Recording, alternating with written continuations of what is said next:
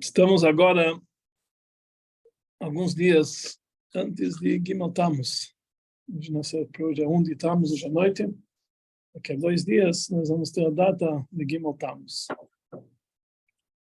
Gimel Tammuz é conhecido hoje pelo público em geral como o dia do Hilulá do Rebbe. Quer dizer, 29 anos atrás, nessa data, Gimel Tammuz, foi a data que fisicamente o Rebbe deixou esse mundo.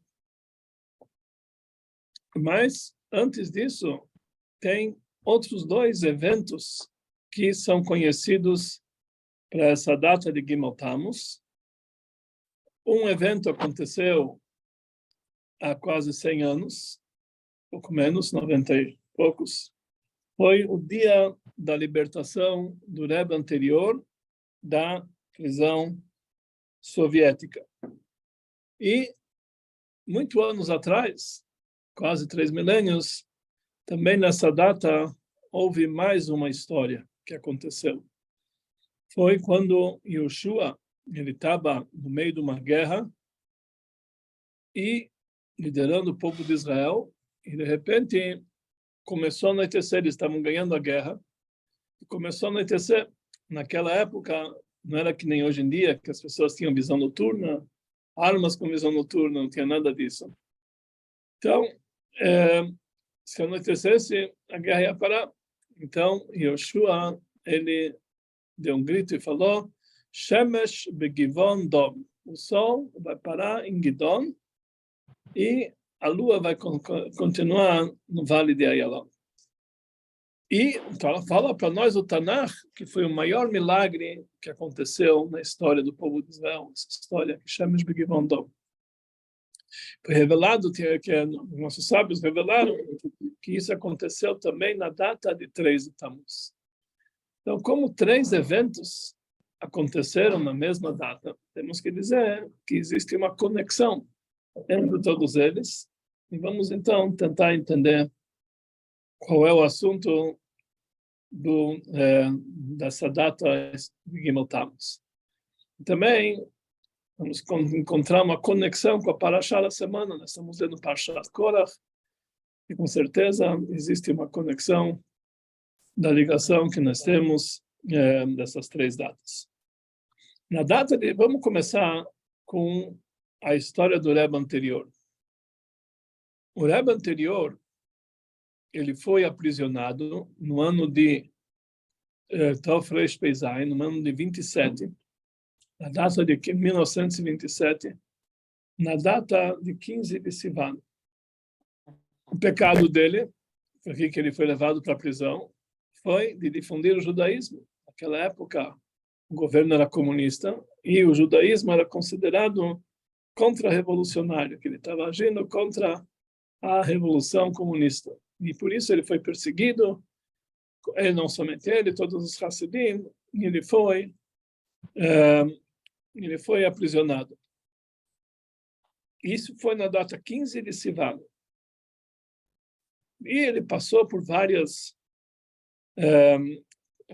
torturas. O Rebbe conta, ele tem um diário que ele conta da presença dele na prisão, como que era. Ele realmente, aquele que lê, o Rebbe tinha um dom de escrever histórias como se fosse um pintor. Ele escrevia realmente as coisas exatas. Aqueles que lê essa história fica assustado como que foi realmente as torturas, o sofrimento do Rebbe, que o Rebbe passou, enfim, todos os detalhes. E isso aconteceu naquela época, em 1927. E diariamente ele era levado para fazer vários inquéritos, etc. Finalmente, quando estava próximo de Rosh Chodesh Tammuz, um dia antes de Rosh Chodesh Tammuz, o Rebbe foi chamado para fazer para mais uma interrogatória e colocaram a pasta dele na mesa e ele conseguiu olhar, ver na pasta qual era a situação dele. Então ele viu que a primeira coisa que estava escrito, quer dizer, o veredito dele, pena capital. E isso estava arriscado. Depois tinha mais uma Um outro item, 10 anos de Sibéria, trabalhos forçados. Também estava arriscado. E depois, embaixo, estava 3 anos de exílio para Kostromá. Kostromá não era na Sibéria, era um lugar menos agressivo, o frio é menos agressivo que na Sibéria, mas não era no centro, ele iria ficar 3 anos. Então ele foi chamado para avisarem para ele que ele ia ser exilado agora. Ele ia sair da prisão e ele ia para a cidade de Kostromá, onde ele seria, onde ele teria uma pena de exílio. Ia ser exilado para Kostromá. 3 anos. E isso era numa quarta-feira, e falaram para ele que no dia seguinte, dia 11 de Tammuz, que ia ser numa quinta-feira, desculpe, 11 de Tammuz, no dia seguinte, que seria o dia primeiro, o dia primeiro do dia de Rosh Chodesh Tammuz, quer dizer, o último dia de Sivan, o Rebbe iria para casa, pegaria os seus pertences, e seria numa quinta-feira, e ele iria ele podia levar um acompanhante e podia ser exilado da cidade de Kostromá. O Rebbe perguntou se eu vou sair amanhã, quando que eu vou, isso seria no primeiro dia de Rosh Chodesh Tammuz, quando que eu vou chegar em Kostromá. Eles falaram que vai chegar na sexta-feira à noite, de sexta para Shabbat. O Rebbe falou, eu não viajo Shabbat, eu não vou pegar esse trem. Então, eles ficaram muito nervosos. Então eles falaram, então se você não vai, você vai continuar na prisão. Vocês decidem o que vocês quiserem, mas eu não viajo no Shabbat. Eles ficaram muito nervosos e devolveram o Rebbe para a cela. Realmente, no dia seguinte, não libertaram o Rebbe, mas, finalmente, no domingo, que era 3 de Tammuz, falaram que o Rebbe ia ser libertado, ele poderia ir para casa, pegar seus pertences, pegar um acompanhante e viajar para Kostromá. O Rebbe, quando ele contou essa sichá, ele falou como que foi o auto-sacrifício. O Rebbe viu que ele tinha pena capital. E se ele ficasse mais uns dias, eles podiam voltar atrás. E mesmo assim, para não viajar Shabbat, ele estava disposto a se colocar em perigo. Então, e naquele dia 3 de Tammuz, quando o Rebbe saiu da prisão, ele foi como prisioneiro, foi para casa acompanhado, ele não poderia falar com ninguém, não poderia receber visitas de Hassidim, tinha só pegar os pertences. Ele pegou uma acompanhante, que era, na verdade, a filha dele, que era a Rebbetzin, e ele foi pegar o trem para Kostromá. Quando ele chegou na estação de trem, havia milhares de Hassidim, não sei se milhares, talvez centenas, que vieram receber o Rebbe. Imagina, no meio daquela acusação, tudo isso aqui era um auto-sacrifício na prática. Então o Rebbe abriu a janelinha e falou uma sichá no público de Hassidim. Ele falou que Yehi Hashem Elokeinu Imanu, Hashem vai ficar conosco, como ele teve com nossos antepassados. Aliás, não vai nos abandonar, não vai nos deixar, etc. E ele falou uma sichá que Hashem vai ficar conosco. Ele falou naquele momento, saibam que apenas nossa alma, sabe que apenas nosso corpo foi para o exílio, mas a nossa alma está isento de qualquer exílio, que eles não têm domínio sobre a nossa alma, só sobre o nosso corpo. Então, por isso, realmente, o Rebbe falou que nós estamos acima de tudo isso aqui. Isso foi um ato de auto-sacrifício para eles, mas o Rebbe quis encorajar os Hassidim que vieram recebê-lo, e de lá ele foi para a costa. Ia ser 3 anos de exílio. Uma semana depois que ele chegou lá, 8 dias depois, era dia 12 de Tammuz, ele tinha que se apresentar uma vez por semana. Ele foi se apresentar em 12 de Tammuz, ele recebeu a notícia que ele foi libertado. E no dia, mas como era um dia de feriado municipal, ele não podia receber, o escritório estava fechado, ele teve que voltar no dia seguinte, e ele recebeu a alforria dele, ele foi libertado e ele voltou para casa. E aí, por isso, dia 12, 13 de Tammuz, passaram a ser o dia de Chag HaGeulah, o dia da redenção do Rebbe. Então, nessa data, 3 de Tammuz, quando o Rebbe foi libertado da prisão, havia uma dúvida qual é o contexto dessa libertação, que afinal de contas, por um lado ele saiu da prisão, mas por outro lado ele ia para um exílio, 3 anos de exílio, para uma cidade distante, Kostromá. também era uma certa pena capital. Também, como quanto que o Rebbe ia conseguir num lugar como esse distante. Então, realmente, havia uma dúvida. Se esse dia 3 de Tammuz seria algo negativo, algo positivo, era uma incógnita. 8 dias depois, perceberam que, na verdade, foi o início da redenção total do Rebbe, como é chamado pelos Hasidim, Athalta de Geulah, o início da Geulah. Aqui nós vemos que essa data 3 de Tammuz já era marcado como uma data muito positiva, Athalta de Geulah, de tal forma que muitos Hasidim, assim consta no Sefer HaMinhagim, costumam ter toda a comemoração de 12 de Tammuz, muitos não falam Tachanun, etc. Pelo início da redenção do Rebbe, que isso aqui foi a Athalta de Geulah. Então esse é o assunto do dia 3 de Tammuz. Existe uma sikha que o Rebbe falou no dia 3 de Tammuz. Ele falou que o sofrimento dele era terrível na prisão, sofria tanto, que ele não sabia, e naquele Rosh Hashanah, naquele ano, no ano 27, Rosh Hashanah 26, da Fresh Pesai, o Rebbe falou um Ma'amar, como todo Rosh Hashanah, e no meio do Ma'amar, a gente sabe que quando o Rebbe falava o Ma'amar, não era algo que saía da boca do Rebbe simplesmente, isso é algo que vinha do céu, o Rebbe fechava os olhos e saía desse mundo. E o Rebbe falava Mamar, eram palavras que colocavam na boca dele, divinas, dava para ver que o Rebbe não estava nesse mundo. De tal forma que o Rebbe segurava um lenço na mão, todos os Rebbeim, para se manter firme aqui embaixo, para se segurar nesse mundo. Então, naquele ano de Rosh Hashanah, no meio do Mamar, que o Rebbe anterior falou, no ano de 26, ele falou o assunto de Ashgacha Pratit, de divina providência, conforme os ensinamentos do Baal Shem Tov. Que tudo que acontece nesse mundo é por divina providência. Nada é por acaso, não existe coincidências, tudo é igual, tudo é realmente a coisa já bem. Então, quando ele falou esse mamar, o assunto que ele falou de divina providência não tinha nada a ver com o mamar, nem com o início, nem com o final. E ele não sabe por que ele falou, é algo que vem de cima. Que tudo que acontece nesse mundo é divina providência, e não somente isso, que isso faz parte de todo o objetivo da criação. Se faltar uma pecinha do quebra-cabeça, o mundo inteiro não tem por que ser. Então, tudo que acontece na nossa história, tudo que acontece na nossa vida, é uma pecinha desse quebra-cabeça, que é, na verdade, a divina providência. E tudo faz parte do plano divino.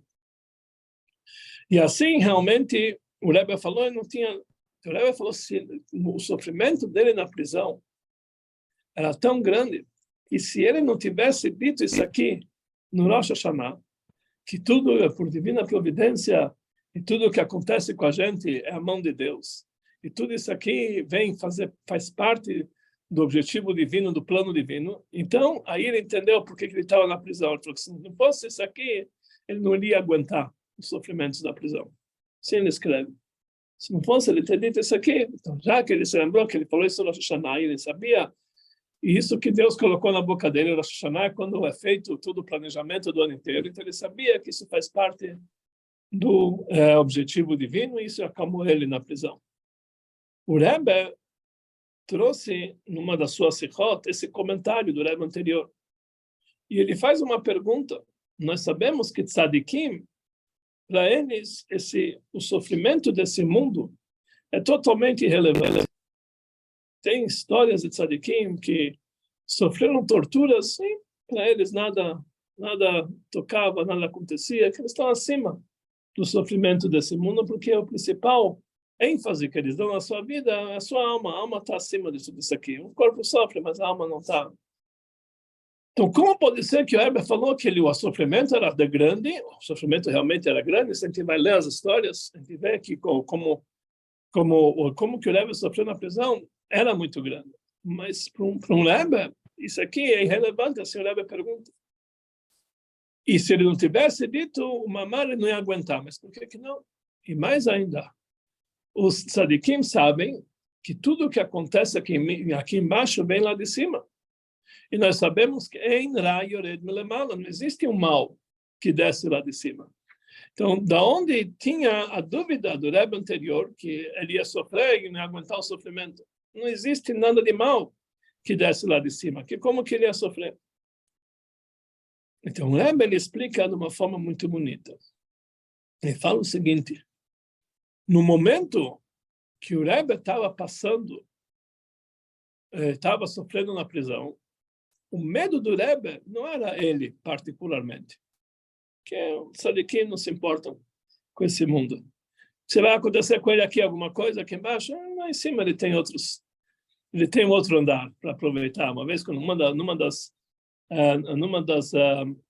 dos interrogatórios que fizeram com o Rebbe, o soldado, o guarda, o carcereiro que estava fazendo perguntas, ele estava fazendo perguntas e o Rebbe não quis responder. Então ele tirou um revólver e apontou para o Rebbe e falou, esse brinquedinho já falou muitas pessoas falarem. Já fez muitas pessoas falarem. O Rebbe falou, esse brinquedinho faz pessoas falarem que eles têm 2 deuses e um mundo só. Eu tenho 2 mundos e um Deus só. Isso não vai me fazer falar. O que quer dizer isso? Isso pode me abrenotar, esse mundo pode me tirar minha vida, mas eu tenho um outro andar. Eu não me preocupo com isso aqui. E eu tenho um Deus só, eu sei que Deus cuida de mim, não tem outras ideias. É um Deus só que me protege em todos os momentos. Então isso aqui não vai me fazer sofrer. Isso aqui não vai, é totalmente irrelevante. Assim ele falou. Então o Rebbe sabia que tinha uma segunda opção lá em cima. Então o que ele estava com medo do sofrimento? O Rebbe falou que o problema não era o sofrimento nesse mundo. Isso é totalmente relevante. Mas o que eu estava pegando no Rebbe é que depois que todo o trabalho que ele fez para manter o judaísmo na Rússia e para manter aquela centelha divina em dezenas de famílias judaicas espalhadas por toda a Rússia, ele fez uma rede de escolas subversivas e preparou rabinos e shohatim e moalim de uma forma que manteve o judaísmo firme na Rússia. E conforme o Rebbe falou, durante 70 anos de comunismo não conseguiram acabar com os judeus por causa do trabalho do Friedrich Rebbe anterior. Então o medo dele era que depois de tudo isso aqui, se alguma coisa acontecer com ele na prisão, com ele não se importa, mas todo o trabalho dele ia por água abaixo. Que eles iam ganhar, que ele, na verdade, era a cabeça de toda essa força, de toda essa rede. E se ele ia ser levado embora, acabou. Todo o trabalho dele foi em vão. Mas depois que ele viu, ele se lembrou do dito do Rebbe anterior, do dito que ele falou no Mamad, que conforme o Baal Shem Tov, tudo que acontece nesse mundo é por divina providência. E não somente que isso aqui não vai atrapalhar o serviço divino, mas isso faz parte de todo o objetivo de Deus na criação. Então ele falou que é impossível que tudo que isso está acontecendo vai enfraquecer o trabalho. Muito pelo contrário, isso faz parte da obra divina. Então, com certeza, isso aqui vai enriquecer o trabalho que ele fez até hoje. E assim foi na prática, que no momento que o Rebbe saiu da prisão, até mesmo aqueles que prenderam ele reconheceram a grandeza do Rebbe. Essa data de 12 de Tammuz, da libertação do Rebbe, fez que realmente, não que o judaísmo russo apagasse, mas pelo contrário, se reforçasse de uma forma sobrenatural, acima do que estava sendo feito até esse momento. Então isso, na verdade, ele reconheceu pelo fato de entender que isso aqui faz parte de todo o processo, que isso faz parte de uma grande revelação. Parece uma ocultação, mas isso faz parte de uma grande revelação. Isso foi a história do primeiro Gimel, desse Gimel Tammuz do Rebbe anterior. E por isso essa data de Gimel Tammuz, que também no momento da libertação do Rebbe era uma incógnita, será que isso vai ser bom ou vai ser ruim?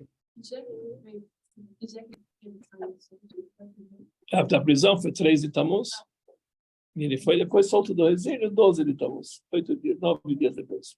Então, essa data, 3 de Tammuz, que parecia ser algo duvidoso se realmente ia ser bom ou não para o Rebbe ser exilado, demonstrou que foi o começo de uma grande Geulá, de uma Geulá impressionante, algo que estava acima totalmente da lógica, acima totalmente da natureza. Agora vamos agora voltar para a nossa geração. Nós temos dessa geração, há 29 anos atrás, a data de Gimel Tammuz, quando fisicamente o Rebbe já saiu desse mundo. Não está mais revelado para nós de uma forma. Nós sabemos que, como eu falei ontem, o Talmud nos diz, quando relata o falecimento de Moshe Rabbeinu, lá está escrito que no dia que faleceu Moshe Rabbeinu, começou a liderança do Yehoshua. Como está escrito, o Bezarach HaShemesh, o Va HaShemesh, que o sol nasceu e o sol se pôs. E ele fala para nós, o sol simboliza o líder do povo de Israel, que não existe a possibilidade do sol se pôr, se não existe um outro sol que nasce para preencher o lugar dele. Naquele dia que faleceu Moshe Rabbeinu, o Va HaShemesh, o sol se pôs. Mas naquele mesmo dia, Bezarach HaShemesh, brilhou um novo sol, que começou a liderança do sucessor de Moshe Rabbeinu, que foi Yehoshua.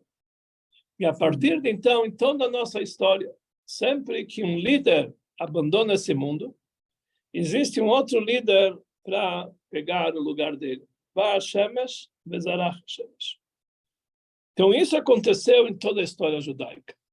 Dia Gimel de Tammuz, nos nossos olhos, que aconteceu o Va HaShemesh, o sol se pôs.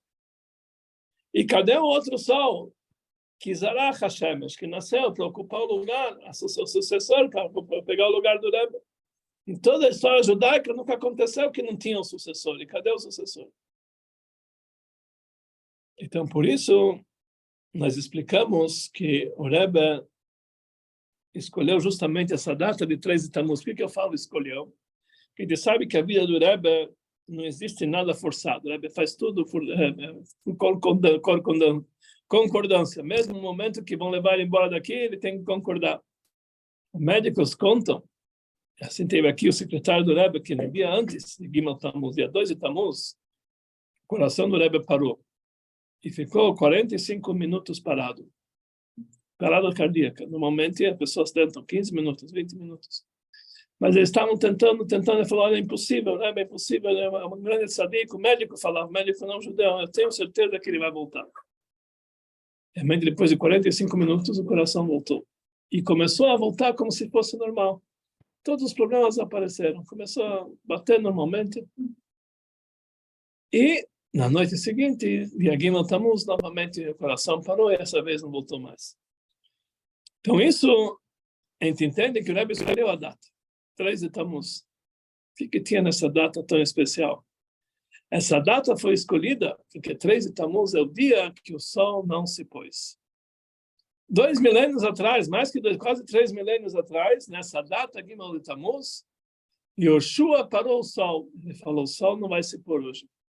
Então o Rebbe escolheu para nós, para nos dizer que nessa data, aparentemente, tudo parece que realmente o sol se pôs. Não aconteceu isso. Naquele momento, antes de Gimel Tammuz, eu me lembro quando o Rebbe estava no hospital, situação muito difícil, eles contrataram centenas de psicólogos nos Estados Unidos para cuidar dos Hassidim depois se alguma coisa acontecer com o Rebbe. Só que imagina, iam ser todo mundo, o movimento Chabad vai acabar e tudo realmente vai deixar de existir. Então eles realmente estavam preparados para tudo que daí vier. E de repente, o que aconteceu? Houve Gimel Tammuz, passaram 29 anos, ninguém ficou louco. O movimento Chabad cresceu de uma forma impressionante, numa progressão geométrica. Centenas de milhares de novos centros de Chabad no mundo inteiro, que vários estão voltando a acontecer. E nós estamos vendo milagres que o Rebbe continua fazendo. Quando a gente escreve uma carta, por coincidência, sempre tem uma resposta. Para ter uma ideia, na sexta-feira, nós tivemos ontem um grande show aqui, um evento, e no Motzei Shabbat tinha um pequeno evento, uma Banfrit, que isso aqui era para fazer um hakel, juntar pessoas. Na sexta-feira eu escrevi uma carta pedindo uma brachá para o Melav Malka, que ia ter no sábado à noite. Saiu uma carta aqui, escrevi aqui, sentado como sempre, saiu uma carta inteira que o Rebbe está falando da grandeza do Melav Malka, que é feito principalmente em homenagem a uma instituição, de uma yeshiva. Impressionante que isso vai dar certo, e vai ter sucesso, etc, etc. Ontem de manhã, antes do show, o show começou no último dia de Sivan e terminou Rosh Chodesh Tammuz. Eu pedi uma brachá para o Rebbe. Saíram 4 cartas, que todas elas a data Rosh Chodesh Tammuz. Coincidência, lógico. 4 cartas, que as 4 cartas, e todo o contexto das cartas, detalhes de toda a preparação para esse show, para todo esse evento de Raquel, tudo respondido de uma forma impressionante. Isso é um caso, entre milhares de casos, que o Rebbe demonstra que ele está hoje em dia presente. Que o dia de Tammuz, o sol não se pôs. O Rebbe continua dando força e dando, enfim, inspiração, e não somente inspiração, brachá física, material, e ajudando a tudo que acontece. Não existe, como eu falei aqui no Shabbat, nada que eu faço que antes não peço uma brachá para o Rebbe. E a gente vê que quando a gente faz, não sou eu que estou fazendo. A gente vê que a mão do Rebbe está fazendo milagres. E coisa assim, a gente consegue enxergar de uma forma clara. Tudo isso aqui não é de cima. Não é daqui, é bem de cima. Então, isso quer dizer, 3 de Tammuz, a princípio, aparentemente, que nem na exiliação passada, podia ser, aparentava algo negativo. O Rebbe foi exilado. O Rebbe vai desaparecer por tanto tempo. Afinal, eles descobriram que 3 de Tammuz era a data que começou a Geulah. Não tem dúvida nenhuma que também na nossa geração, 3 de Tammuz, apesar que isso é uma data, não é que nós consideramos as mais alegres, porque nós temos os olhos um pouco fechados, não conseguimos enxergar o fundo da intenção divina. É impossível que Deus fez algo que vai realmente fazer que as coisas vão correr para trás. O progresso vai deixar de existir. Pelo contrário, tudo isso aqui faz parte do plano divino para que as coisas continuem a crescer e florescer cada vez mais bonito e bonito. Então, isso realmente é a data, nessa data 3 de Tammuz, tem dezenas de milhares de judeus no mundo inteiro que eles vêm de todos os cantos do mundo para ir no Ohel do Rebbe e ficar na fila. Pessoas que estão totalmente afastadas ou distantes, ou mesmo os mais religiosos distantes do movimento Chabad. Mas todo mundo sabe que é lá o endereço, que de lá surge a luz para o mundo inteiro. É porque realmente as coisas estão acontecendo e muito mais que acontecia antes. Mas, da mesma forma que naquele 3 de Tammuz não podiam ficar contentes, já basta, o Rebbe saiu da prisão, tá bom, já está muito bom. Não, eles queriam o Rebbe aqui, fisicamente. O Rebbe está aqui, ele saiu da prisão, mas não está aqui. Ele está lá em Kostromá. Eles queriam 12 de 13 de Tammuz, trouxe o Rebbe de volta. Assim nós temos certeza que, por mais que é elevado essa data, etc, mas nós não estamos contentes com isso. A gente quer fisicamente. O Rebbe aqui, quando o Rebbe voltar fisicamente, já vai ser uma outra história. Nós já vamos mostrando uma outra época, já não vai ser mais a época do exílio, vai ser uma outra época. Isso que o Rebbe lutou tanto na vida inteira dele no assunto de Mashiach, e nós temos certeza absoluta que isso é o objetivo final, que o 3 de Tammuz traga para nós não somente a falta de Geulah, o início da redenção, mas a redenção total e completa. Como nós falamos, tudo isso aqui tem a ver, isso é só uma prefácio para explicar Parashá. Existe uma conexão com a Parashá da nossa semana. Parashá da nossa semana, Parashat Korach, que fala da rebelião de Korach, que era o primo de Moshe Rabbeinu, que ele juntou 250 chefes de Sanhedrin, e muito mais judeus, para ir contra Moshe Rabbeinu. E a história conta como, no final das contas, Korach e toda a sua família, e todos os seus amiguinhos foram engolidos pela terra. Os 250 chefes do tribunal que estavam junto com eles foram queimados com uma fogo celestial. E acabou com toda a rebelião de uma forma lá de cima. Deus deu um jeitinho lá que acabou com toda a rebelião. Depois de tudo isso aqui, o povo de Israel falou: o que vai ser de nós? uns foram engolidos pela terra, uns foram queimados, nós não sabemos mais o que vai acontecer, estavam com medo. Deus, então, está agindo de uma forma que vai acabar com todo o povo. O que nós vamos fazer? Nós não temos, e que eles estavam ainda em dúvida. Será que realmente está... Korach, ele era uma pessoa muito inteligente, ele juntou as pessoas em volta dele, os sentimentos, sentindo em volta dele, estavam... Todo mundo estavam convictos que ele tinha razão. Depois que eles viram tudo isso que aconteceu, eles ficaram perdidos. Então Deus falou para Aaron, vamos agora fazer uma prova final que fala da importância da escolha de Deus justamente em Aaron e Moshe Rabbeinu. O que ele falou? Que cada uma das 12 tribos tinham que trazer um bastão. E o bastão tinha que estar, os líderes de cada tribo tinham que trazer seus bastões, e nesse bastão vai constar o nome de cada tribo. E na tribo de Levi, vão trazer um bastão e vai estar escrito o nome de Aaron. Ele era o sumo sacerdote, não o nome da tribo de Levi, o nome de Aaron. E esses bastões nós vamos colocar dentro do Kodesh HaKodashim, no lugar mais sagrado do templo, do santuário. E aquele que Deus vai escolher, o bastão dele vai florescer. Bastão é uma madeira, como vai florescer? Já foi cortado, mas vai florescer, milagrosamente. Eles colocaram todos os seus bastões dentro do Kodesh HaKodashim. No dia seguinte, o que aconteceu com o bastão de Aaron? Vehinei parach mate Aaron. O bastão de Aaron floresceu. E nasceu uma flor. Dessa flor virou um broto. E desse broto virou amêndoas.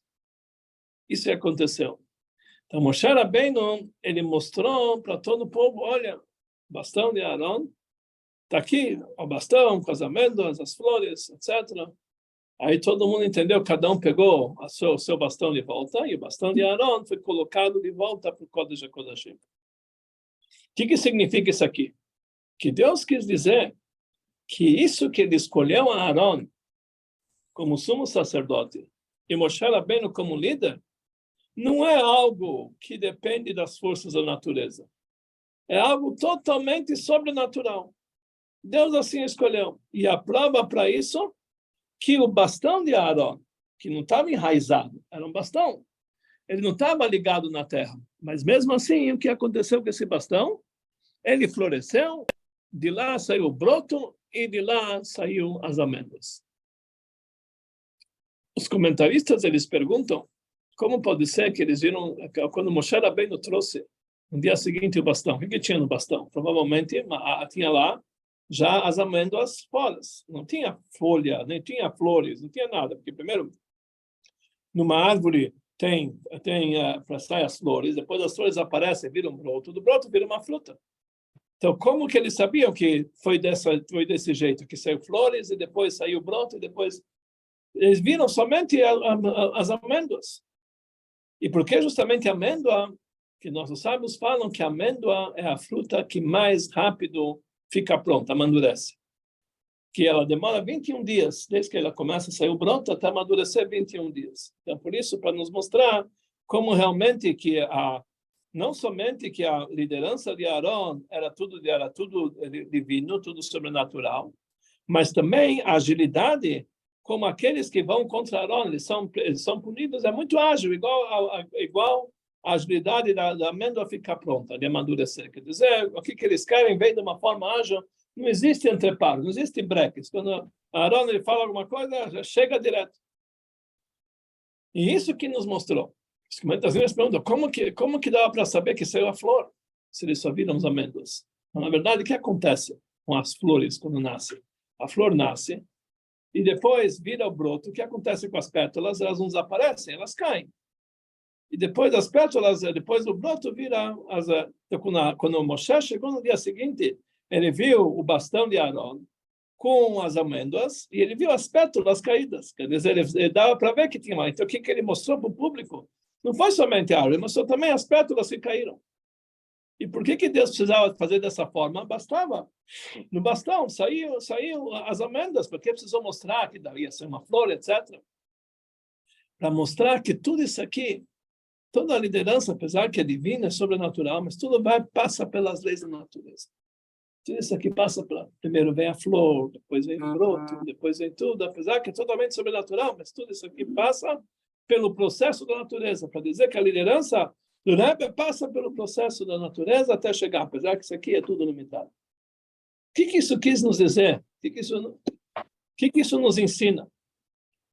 Esse fato que o bastão, e isso a Torá conta que até hoje esse bastão com as amêndoas e as pétalas estão colocadas no Kodesh HaKodashim, no Santo dos Santos. Depois que o primeiro Beit HaMikdash a ser destruído, eles colocaram a Arca Sagrada numa câmara no subsolo, que é uma câmara escondida num labirinto, e junto com essa Arca Sagrada colocaram também um bastão de Arão com as amêndoas e as pétalas, para dizer que até hoje elas estão lá para uma prova, para dizer que a liderança de Moshe e Arão é algo totalmente sobrenatural.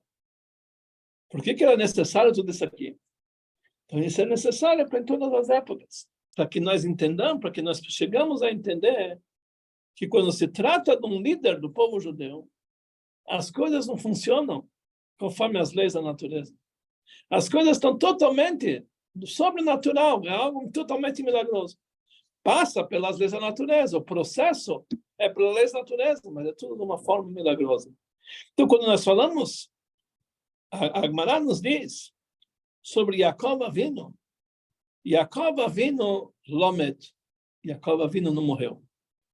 Pergunta a Gemara, como pode ser que Yaakov Avinu não morreu? Está escrito que embalsamaram ele.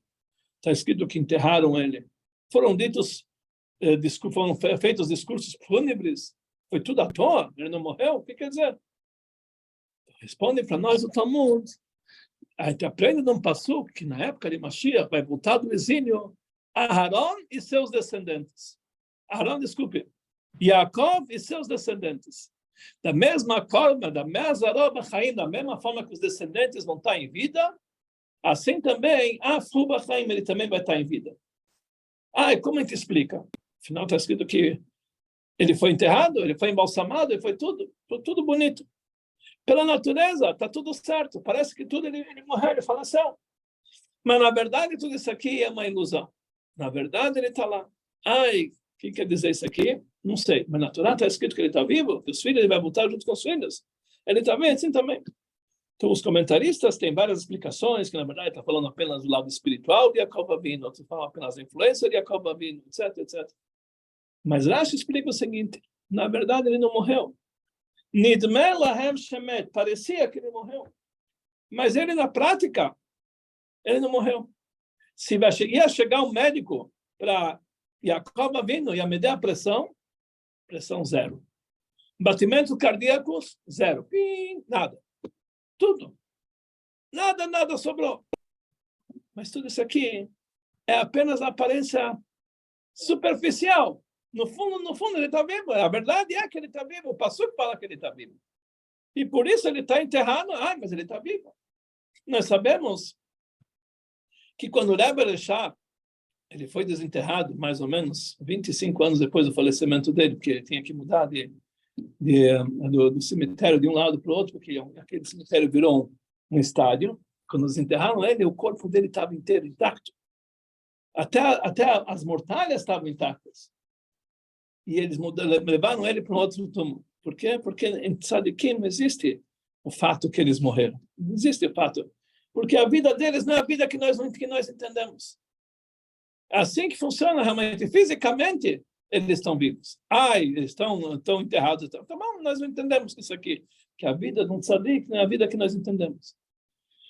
Quando chega a data de Gimel Tammuz, nós sabemos que pode ser que fisicamente tudo que aconteceu, mas nós sabemos que o Rebbe está presente de uma forma impressionante entre a gente. De uma forma impressionante.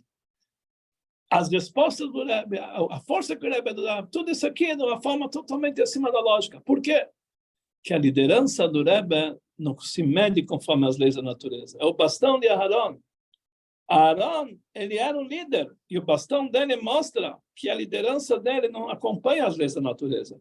Pode ser que o bastão já não está mais ligado na terra, então vai dizer esse bastão é um bastão morto. Mas ele floresce, ele vira broto e ele realmente dá frutos. Por quê? Para a liderança de um líder judaico não está limitado conforme as leis da natureza. E essa conexão que nós temos também com a nossa paraxá. Então, isso quer dizer, uma vez, tinha um Hassid, ele estava no Rebbe Chol HaMoed, Sukkot. Sabe que Chol HaMoed não pode ir para o cemitério. Ele tinha que voltar para casa antes de Yom Tov, ainda em Chol HaMoed. Então, ele perguntou se ele pode visitar o Ohel do Rebbe anterior, mesmo que é Chol HaMoed. Então, o Rebbe falou para ele, olha, depende. Se você considera que o Rebbe morreu, ele está enterrado, e é um Keber Tzadikim, um túmulo de Tzadikim, então não pode visitar em Chol HaMoed. Não pode visitar túmulos em Chol HaMoed. Mas se você considera que o Rebbe se mudou para algumas ruas mais para lá, então você está visitando o Rebbe. Qual a diferença? Quando ele estava aqui, quando ele estava ali. Depende de como você enxerga isso aqui. Se nós vamos para o olho, ele vê, aqui jaz.